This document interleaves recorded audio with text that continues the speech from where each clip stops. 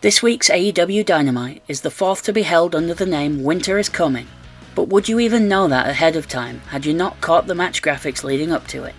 Gone are the White Walker inspired visuals, replaced by Dynamite ones with a snow effect overlaid and a logo. The reason I ask is that for a large part of AEW's tenure on TNT and TBS, specifically branded episodes were considered a big deal, not quite pay-per-view level, but bigger than your average episode. They were pushed as major events, made even more important by their recurring year after year. Winter is Coming was perhaps one of the bigger ones, with each having a significant world title match headlining the show. The first one in 2020 featured the highly anticipated world title match, where Jon Moxley would lose his championship after 10 months of carrying it through the pandemic to Kenny Omega. It also included the major surprise of Sting's AEW debut, arguably two of the most important moments in Dynamite's relatively short history. In 21, Hangman Page would defend his recently won world title against Bryan Danielson in what would become an epic 60-minute time limit draw. And the following year, champion MJF would defend his also newly won title and the Dynamite Diamond Ring against the up-and-coming Ricky Starks. And this year's version just feels like a normal TV episode. It's worth noting that there are some reasons for this.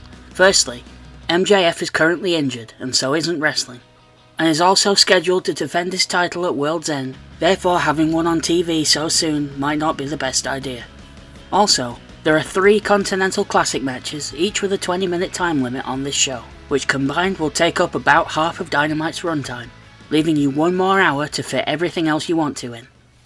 Last year's Winter is Coming also featured what could have been a pretty significant moment, when Chris Jericho lost cleanly to rookie Action Andretti, a man who previously had had 4 AEW matches, all losses on AEW's no longer in existence YouTube shows Dark and Elevation. Andretti had never actually appeared on AEW television, so for many this would have been their first time seeing him. Andretti, to be fair, performed well in this match, but the overwhelming feeling around this at the time was let's hope they don't fumble him. 1 year later, Andretti hasn't exactly set the world on fire, and to be clear, that's not his fault. Recently, he seems to have found some interesting footing, teaming with the returning Top Flight, and that trio has some potential, but the non-starter that became of his push is in a way symbolic of the way shows like Winter is Coming have lost their way. Earlier this year, the same happened with another of AEW's special TV episodes, Fyter Fest. That show began as a special event to tide fans over between AEW's first event, Double or Nothing, in May 2019, and the debut of Dynamite in October. In years after, Fyter Fest was even a 2-week event, but again, this year it was just a logo on the match graphics, barely mentioned on television. At the time of this, I even wondered to myself if Winter is Coming would get the same treatment, and it appears so.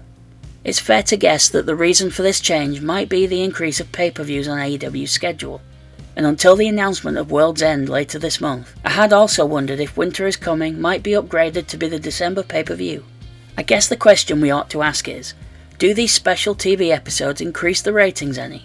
If we look at the 2020 edition, which earned 913,000 viewers, which is up from the week before, but the Wednesday after show, that was main evented by MJF vs Orange Cassidy, drew 995,000 viewers. 2021 isn't much better, earning 948,000, again up from the week before, but again the week after, which was a Holiday Bash special, was even higher with just over 1 million. Finally, in 2022, Winter is Coming earned 950,000 viewers, which again is up from the week before, but is 7,000 viewers less than the following week's episode. I'll stop throwing numbers at you now, but this indicates a trend that most of the TV specials don't really rate much higher than regular episodes, which to be honest surprised me when I looked deeper into the week-by-week numbers.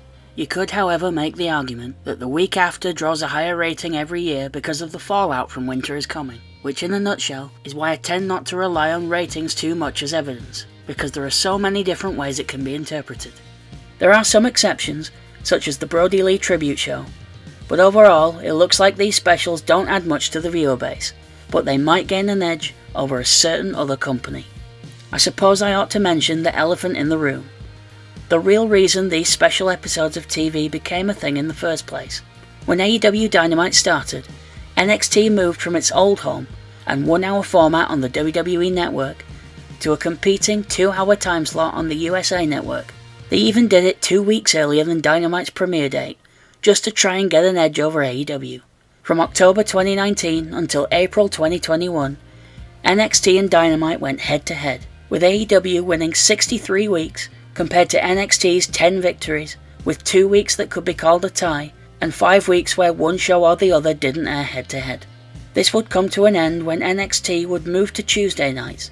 Being seen as a failure at that point, the show would be taken away from its founder Triple H, and would be rebranded as NXT 2.0.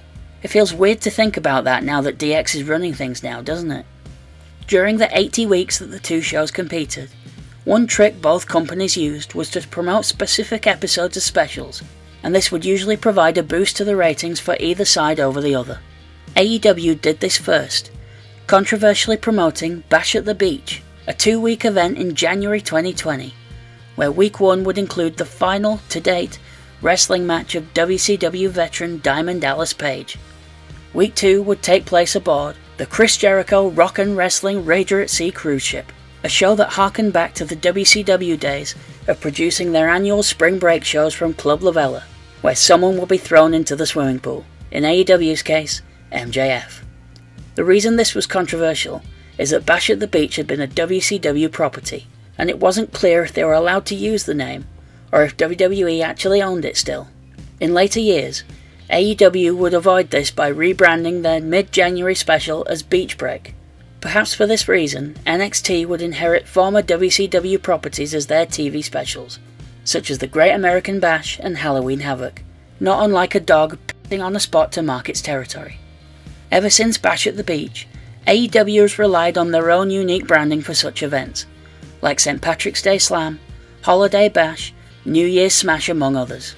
It'll be interesting to see if the last two, which are upcoming, are a built-up thing, or just logos on a match graphic.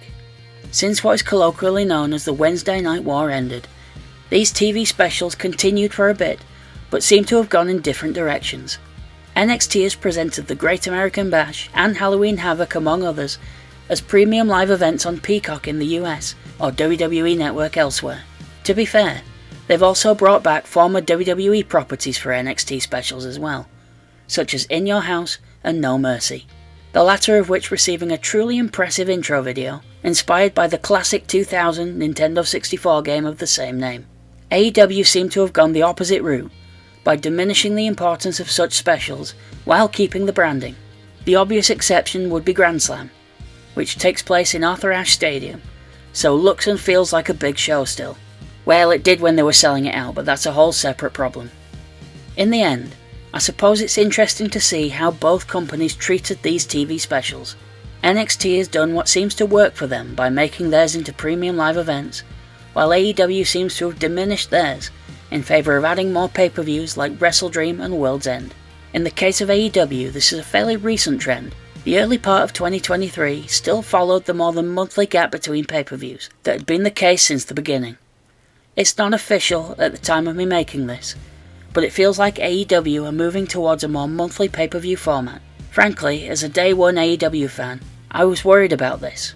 Since then, they've expanded far beyond that to 5 hours of weekly first-run TV already. And given how many hours it takes to be a WWE fan who watches everything, I hoped AEW would take a less is more approach. To be honest with you, even reading that aloud I feel a little bit foolish. What was I thinking hoping the billionaire would show some restraint? It feels like AEW has in a way sacrificed its specials to expand its pay-per-view schedule.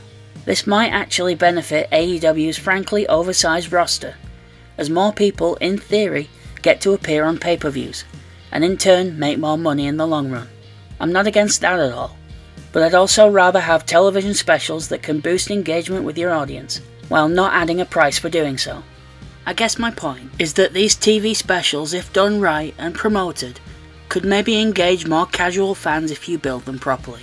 Those who might tune into a holiday bash, but might not fork out for a pay-per-view. I don't think you can have both though, because adding pay-per-views that you're also trying to draw attention to could be seen as overkill. Maybe a bi-monthly pay-per-view and TV special rotation would work. Then they could get the advantages of both. Let me know what you think in the comments, and thank you for watching this video. If you enjoyed it, please consider clicking like or subscribing.